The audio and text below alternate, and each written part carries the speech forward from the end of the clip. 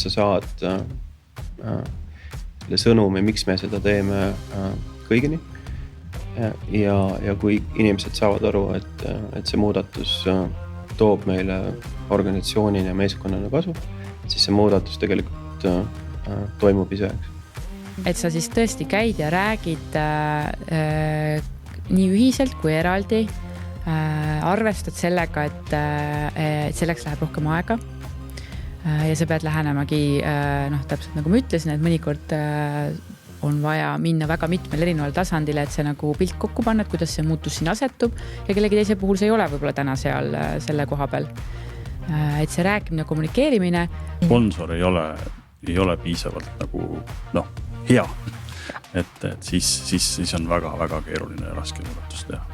Et mida suure muudatus, seda parem sponsor peab olema. Mis tihti kipub ära ununema, on sellise kõige tavatöötaja või tavainimese, siis mis tema jaoks siis konkreetselt muutub, et need inimesed nagu kaasa võtta.